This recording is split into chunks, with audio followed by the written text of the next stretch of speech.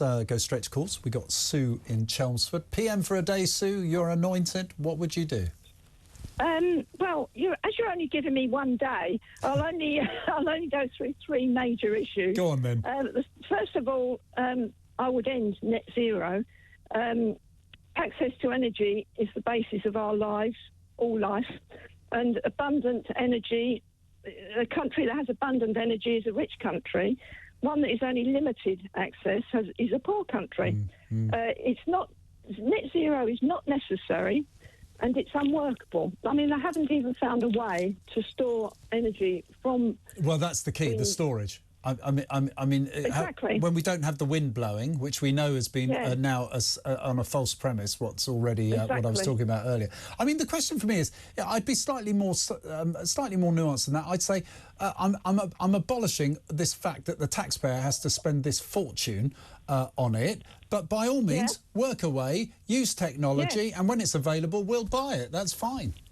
Yeah? I would go along with that. I would say a sort of freedom of energy, let's say. You know, so exactly. OK, well, you could do that in a day, Sue. Stop moaning about not being Prime Minister for longer. Anything else you want to do? Well, I think that one of the things that's sort of more, well, it's about social care, really, and that would be to probably nationalise the care homes. They're hugely profitable, OK? They have a 24% profit margin, and yet they're virtually subsidised by us, the taxpayer. Most of the people I know that work in care homes are on a minimum wage. And if you've got a family and you're earning a minimum wage, you must be getting subsidised by the government. Well, now, it's interesting. I happen to...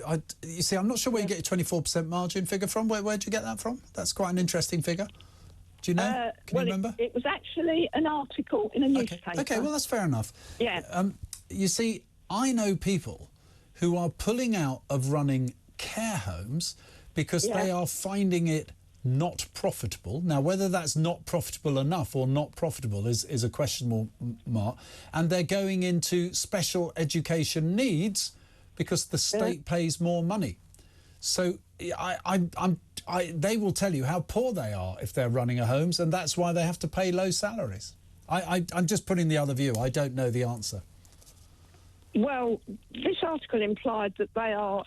I mean, I think it said that 95% are in the independent sector, that's right, and that 1 in 9 of care home beds are actually now in the hands of investment firms. Well, now, that wouldn't surprise me. If that's true, they'll be making a profit. Exactly, and that's what I was looking up, actually, about whether you should invest in care homes, because I wanted to know if they were profitable, not for my investment purposes, but for...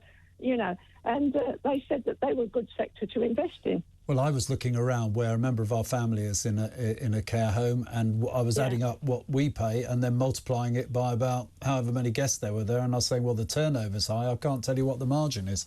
But have you got any other points? Any other points, Sue? Yes. One more? The other one would be to get rid of or ban Trident, because or get it out of the defence budget. It's 4% of the defence budget. You're talking about our nuclear deterrent here? Our nuclear deterrent, yes. You can't get rid of that. Well, I think it's clearly... You can. Sorry, you're Prime Minister, you can, but I don't want you to do that. Well, it should be removed from the defence budget. Well, what's it meant to sit in? The NHS budget? Well, the Trident budget, if you like. Really. But, I mean, it was opposed by the head of the armed forces at the time when it was brought in as part of the defence budget, because that is partly why I agree with you. I understand the points you're making. But I wouldn't want to see us give up our nuclear deterrent. Ukraine did that, and look what happened to them. So that was a deal Ukraine had to do, and it backfired terribly on them. But apart from that, 2 out of 3 there. Thank you. You're definitely in the cabinet. Not sure about Prime Minister with that last one, Sue, but thank you. Let's go to Gerrard in Crewe.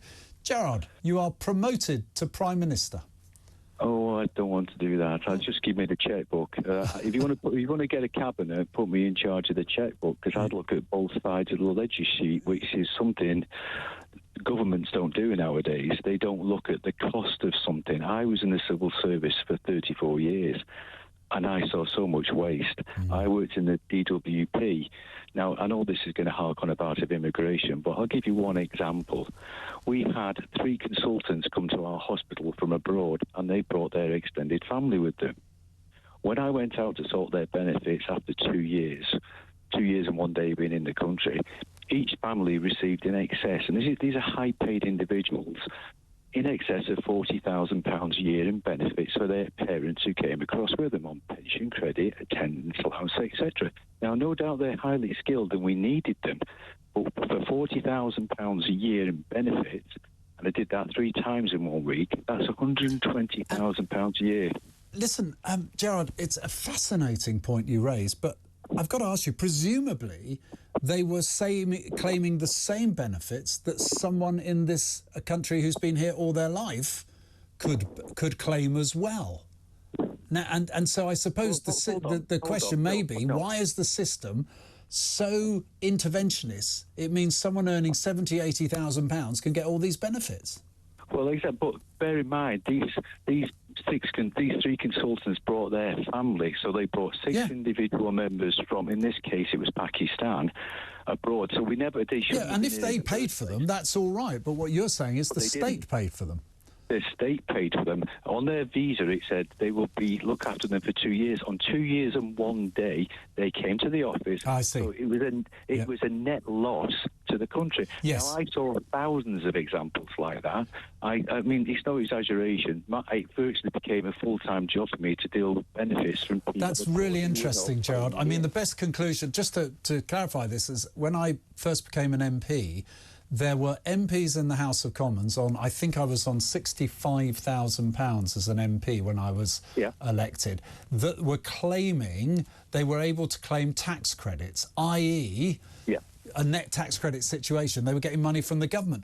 And I think what's at fault here is the system, because those people you talked about who came to this country with their family, right? And if you want to work here, it's not unreasonable to bring your family, but because of the system we've got, suddenly someone who might be earning £70,000, £80,000 a year becomes a net drain on the economy because of the benefit system we've got. That applies to everyone. It does, but all I ask is that they look at the other side of the ledger sheet. When you come up with an idea which you say is going to be beneficial, look at the other side of the ledger sheet, which is what I do as an individual. If I've got £10,000 a year coming in on my pension, I can't live like David Beckham, but governments spend money and they waste money. So all I ask is you give me the chequebook and I'll sort the system out. All right, Gerrard, we'll do that. Chancellor of the Exchequer, the Cabinet is taking shape. Thank you very much indeed for joining me. I think it's John in Berkshire, yes. John, your candidacy to become Prime Minister, what would you like to do? OK, well, obviously, it's me again. John, it's not your 6-point plan, John. No, I'm going to implement that, but I've got 3 laws I want to introduce, all right? Okay. It's only 3. So do you know, John, hold on, before you tell me to shut up again like you did yesterday. I'm doing this whole programme because of you. You realise that? Yeah. Oh, fantastic. Right, 3, John, and if I interrupt you, that's my privilege. Far away. OK, fantastic. All right, so first of all, a new law will be introduced that anyone coming over illegally, that's by boat, train or ferry, they lose their right to claim refugee status or asylum status because they've come through France, which is a safe country, and they've gone through many safe countries. Right. OK? The second law will be... Hang on, that is a law, believe it or not. That is what, if you come into this country illegally, that is what is meant to happen. OK, so then the second law would be that we would directly get asylum seekers and refugees from the camps or from the country. We would have people from the border force. Yep. They would then security vet them to make sure they speak the language. Yep. They believe in Western values. Yep. They believe that women should be are equal, and that they believe in it's okay to be gay. Okay, so values, and you would do it in the camps of refugees where you were bringing people here. Yep. Yeah, and the third one is that into law we would have a list of countries which we would take people from. So, for example, Afghanistan. So we'd accept the interpreters which we sadly let down. Former local government officers. From Iraq, former Iraqi soldiers who served under the British. What about Ukrainians? Yeah, I'm getting to that. All right. So we would obviously accept Libyan because obviously we bombed the hell out of Libya, which didn't help. Ukrainian refugees, Hong Kong refugees, and also I'm not sure about this one, but because I'm not like, I do like politics, but I'm not like sort of clued into the World Wide Web. But people from Zimbabwe, because obviously Zimbabwe used to be a British colony, and obviously it was under Mugabe for a long time. As it was known then. Yes. Now, listen, I'm going to cut you off there because there are legal routes of entry that cover most of those countries you've talked about. So. Whilst you were brilliant in getting the programme off, I think you've just said you support 3 Conservative government policies. But they're not implementing them, that's a problem. Now that's where I was coming to. Do you feel they're implementing them or not? John in Berkshire, thank you for providing me with a great show. Let's see, we've got time for Keith in Banbury. Keith, are you applying to be Prime Minister for the day? Hello, Nick. Yeah, I'd like to say Prime Minister for a day. There's a lot of good suggestions coming through on this programme. Aren't there? There's some great ones. Perhaps talkTV should be the focus group for the current government. Yeah, well, I have offered my services.